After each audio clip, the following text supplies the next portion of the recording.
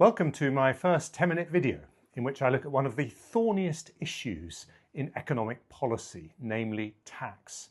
No one likes paying more tax, and it remains a central divide in British politics. It's also widely accepted that lower taxes help economic growth. So how do you pay for good public services and keep tax down? In my new book, Can We Be Rich Again?, I compare what's happened in the UK to the state of Mississippi.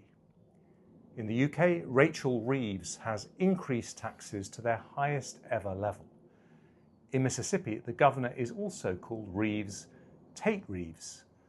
But unlike his namesake in Britain, he's reduced personal taxes to the state's lowest level in modern times, even planning to abolish state income tax by 2040. And whilst the UK's economic growth has been anemic, Mississippi's has been one of the best performing in the US. In 2022, its GDP per head overtook ours.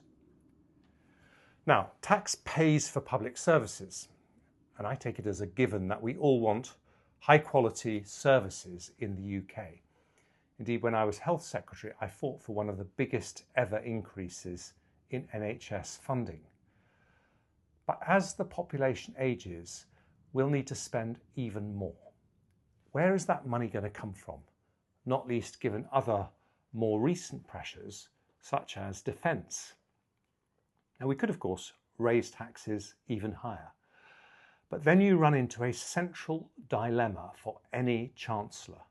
Higher taxes give an instant boost to the amount available to spend on public services, but then lead to lower growth, which reduces your ability to fund those same public services over time.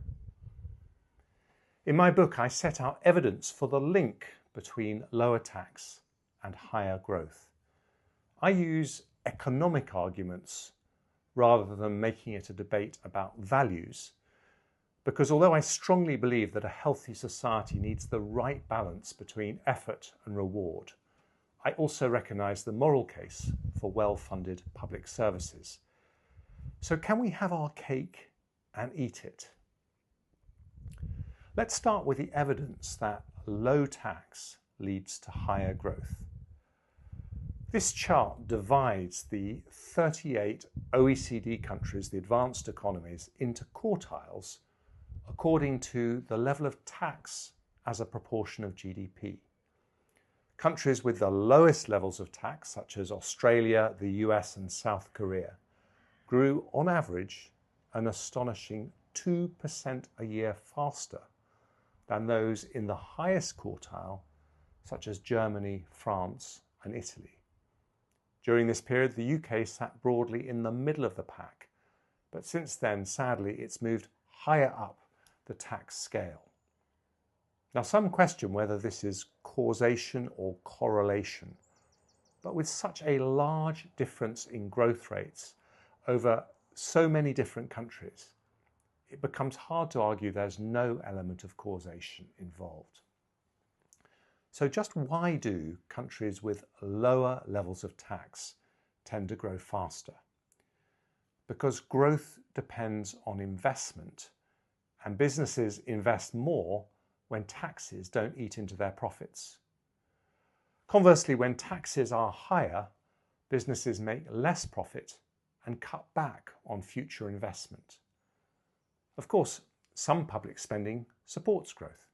Building a nuclear power station might lead to cheaper energy, which makes manufacturing businesses more competitive.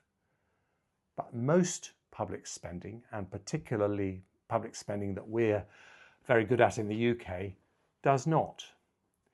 As Angela Merkel once said famously, Europe has 7% of the world's population, 25% of its GDP, and 50% of its welfare spending. The crucial point is that the reverse is also true. Lower taxation means more investment and therefore more growth. This has happened after tax cuts in the US recently, in Denmark in 2009, in Sweden in 1991, and in the UK in 1998 and briefly in 2023. The result is a larger private sector and one better able to support the spending needed by the state. A virtuous circle rather than the vicious one that we're now dealing with. As a result, in the US, with its larger private sector, the cost of every public sector worker is funded through the taxes of 6 private sector workers. In lower growth Britain, with its smaller private sector, it's just 5 private sector workers who have to support the salary of every public sector employee. Inevitably, the burden of paying for the same public sector employees is higher when it's shared between fewer people. On top of this, high taxes erode a country's animal spirits. An economy in which people have to calculate whether they can actually afford to accept a pay rise because a higher tax rate will kick in, as in the UK today, isn't likely to thrive. But if you get the risk-reward equation right, people are willing to put in the effort. That's one reason why in 2024 the average US citizen worked nearly 1,800 hours compared to 1,500 hours in the UK and just over 1,300 hours in Germany. Put another way, Americans work 4 weeks more than Brits and 9 weeks more than Germans every year. Now in Europe, we tend to look down our noses at the longer hours worked by Americans, despite envying the dynamism of the US economy, often in the same breath.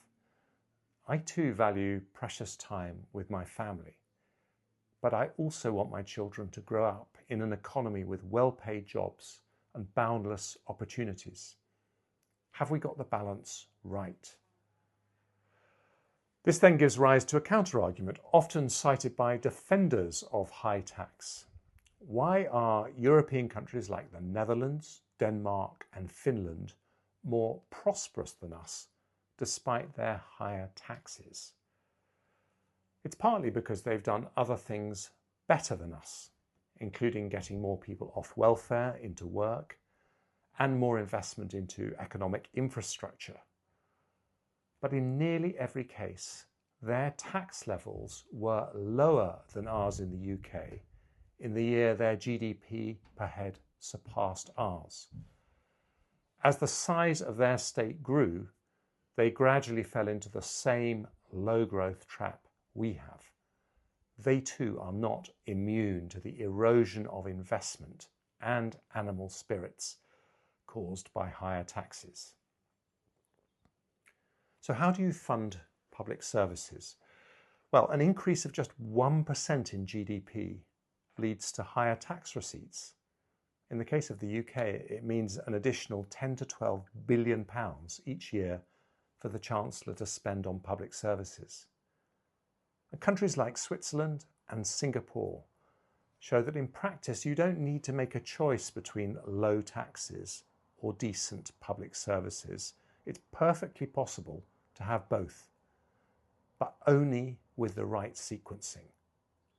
Spending on public services must come after economic growth, rather than being introduced before it and at a scale that stifles it. If you need money for public services in the meantime, there's only one place to go: welfare reform. Problems in the welfare state, largely arising since the pandemic, mean we're signing off an additional 1,000 people every day as not having to look for work.